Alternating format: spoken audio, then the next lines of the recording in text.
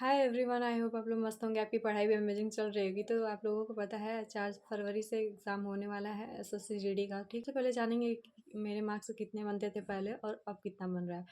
तो पिछली बार जब हमने एग्ज़ाम दिया था तो उसमें 16 क्वेश्चन किए थे, जिसमें से 12 क्वेश्चन सही हुआ था, 4 क्वेश्चन गलत हो गया था। और एडवांस के मुझसे एक भी क्वेश्चन नहीं बने थे, क्योंकि फार्मूला याद नहीं था और प्रैक्टिस भी नहीं किए थे।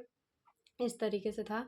तो आप अगर सबसे पहले अगर मैथ अपना अच्छा करना चाहते हैं तो आपको स्क्वायर, क्यूब, टेबल और फार्मूले याद होने चाहिए। अगर इन चारों चीज़ों को अच्छे से आपने याद कर रखा है तो आपके कैलकुलेशन में कोई दिक्कत नहीं होगी और आपको मतलब सवाल क्वेश्चन बनाने में आसानी भी रहेगा। ट्रिक की बात करें तो ट्रिक अगर कुछ ऐसे मतलब चैप्टर हैं जिसमें बन जाते हैं, ट्रिक अच्छे से लग जाते हैं, बट आप सबको ट्रिक से ही नहीं कर सकते हैं। एडवांस को तो बिल्कुल भी नहीं, आपको फार्मूला याद करना ही होगा। तो आपको क्या करना है, आपने फार्मूले याद कर लेने हैं, टेबल, स्क्वायर, क्यूब जितने भी हैं आप अच्छे से याद कर सकते हैं। ठीक है, इस तरीके से सबसे पहले करना है। उसके बाद से अगर आपने अभी तक किसी भी टीचर से अपना सिलेबस कंप्लीट नहीं किया है तो सबसे पहले अपना सिलेबस कंप्लीट कीजिए। पेड बेस से कर सकते हैं या फिर यूट्यूब पे फ्री आप लोग कर सकते हैं। ठीक है, इस तरीके से अपना पहले सिलेबस कंप्लीट कर लीजिए। उसके बेस पे जो जिस एग्ज़ाम की तैयारी कर रहे हैं उसके अच्छे से आप लोग previous year question paper solve कर सकते हैं। प्रीवियस लगाने से ये होता है कि अगर मतलब मान लीजिए उसी एग्ज़ाम का नहीं तो आप लोग टाइम के हिसाब से देख सकते हैं। अगर आपके पास टाइम है तो आप किसी भी एग्ज़ाम का previous year question paper solve कर सकते हैं। अगर आपके पास टाइम नहीं है तो उसके लिए बात कर रहे हैं कि आप बस उसी एग्ज़ाम की मान लीजिए एसएससी जीडी का कर रहे हैं तो एसएससी जीडी का ही आप लोग previous year question paper solve कीजिए।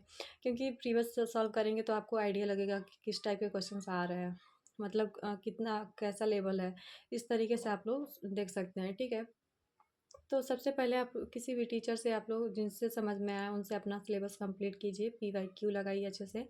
पीवाईक्यू लगा लेंगे, उसके बाद से क्या करना है आपको, अगर सिलेबस ऑलमोस्ट कंप्लीट हो जाए तो मॉक टेस्ट लगाना शुरू कर दीजिए।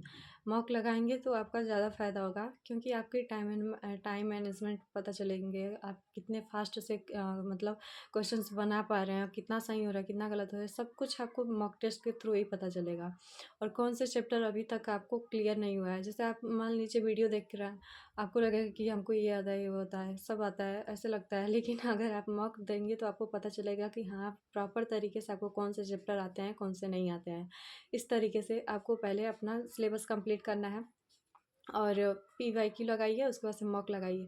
मॉक का अच्छे से एनालिसिस कीजिए। बिना मॉक का एनालिसिस किए आपको कुछ नहीं होने वाला है। अगर आप अपनी कमी को नहीं देख पाएंगे, कि मॉक टेस्ट लगा के छोड़ देंगे और उसके मतलब चेक नहीं करेंगे कौन से क्वेश्चन आपसे सही हुए हैं, कितना गलत हुआ है, आपको इसको सही से चेक करना है। हो सके तो आप किसी कॉपी में नोट कर सकते हैं कि मेरा इस टाइप का क्वेश्चन हमसे नहीं बन पाया, तो हम उस पर काम करेंगे। अगर आपकी अपनी कमी को डेली ऐसे ही चेक करते रहेंगे, मॉक ज़रूर एक दीजिए, एसएससी जीडी का ही दीजिए और उसका अच्छे से एनालिसिस कीजिए और उस पे जितने क्वेश्चंस आपसे गलत हो रहे हैं, जिस चैप्टर से गलत हो रहा है, उसको फिर से दोहराइए। अगर जब तक आप उस पे काम नहीं करेंगे तब तक आपका मार्क्स इंक्रीज नहीं होगा। ठीक है, तो इस तरीके से करना है आपको। तो अब मेरी बात करें कि कितना मार्क्स बन रहा है मेरे मैथ में, तो सबसे पहले आप लोगों को मैंने बता ही दिया कि पिछले एग्ज़ाम में कितने मार्क्स बन रहे थे, बट अब मेरे मतलब 19 क्वेश्चन भी सही हो सकते हैं, हो जाते हैं। मैथ में अभी तक 20 में से 20 नहीं हुआ है, बट हो जाएगा जल्द से जल्द। देखते हैं, प्रयास कर रहे हैं। और फार्मूले की बात करें तो हमने सब कुछ याद कर रखा है, स्क्वायर, क्यूब और फार्मूले, क्योंकि एग्ज़ाम अब ज़्यादा टाइम नहीं बचा है। तो आपको इन सब चीज़ें याद होंगी, तभी कैलकुलेशन पे आपका जल्दी से मतलब हो पाएगा कैलकुलेशन, आप पकड़ बनेगी इस तरीके से, और आपका नंबर भी इंक्रीज़ होगा, क्वेश्चन सॉल्व हो जाएगा आसानी से। तो आपको इस तरीके से करना है और उसके बाद से मतलब डेली प्रैक्टिस सेट लगाते रहना। अगर आप प्रैक्टिस करना छोड़ देंगे तो आपको जैसे लगेगा कि कुछ आ ही नहीं रहा है।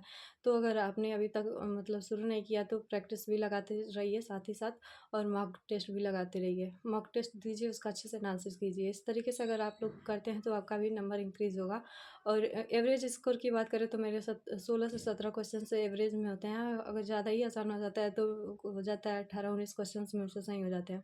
इस तरीके से आप लोग भी कर सकते हैं। अगर इस टिप्स को फॉलो करेंगे आप तो आपका भी नंबर इंक्रीज होगा। क्या क्या करना है आपको, अगर मान लीजिए डिस्काउंट पड़ रहा है तो डिस्काउंट के जितने भी क्वेश्चंस आप मतलब आपके पास बुक में है तो उन सारे क्वेश्चंस को आप खुद से मतलब ट्राई करना है आपको। क्वेश्चन सॉल्व करना है। अगर क्वेश्चन सॉल्व नहीं बन रहे हैं, जिस टाइप के क्वेश्चन नहीं बन रहा है, फिर आप वीडियो के थ्रू देखिए, समझिए, फिर सॉल्व कीजिए। इस तरीके से अगर आप लोग कर रहे हैं, चैप्टर वाइज आपको करना है ऐसे। यूट्यूब से पढ़ लीजिए, जो जिस चैप्टर को पढ़े उस चैप्टर को आपको बुक से सॉल्व करना है। इस तरीके से करते जाना है। मॉक टेस्ट लगाइए, उसका अच्छे से एनालिसिस कीजिए, तो आपका भी मार्क्स इंक्रीज होगा। तो आशा है कि आप लोगों को समझ में आ गया होगा, और आप लोग भी अगर इस टिप्स को फॉलो करते हैं तो आपका नंबर ज़रूर बढ़ेगा। तो प्लीज़ कमेंट में बताइएगा कि आपका मार्क्स बढ़ रहा है कि नहीं इस टिप्स को फॉलो करने के बाद से। तो आज की वीडियो में इतना ही, मिलते हैं नेक्स्ट वीडियो में। Take care, bye.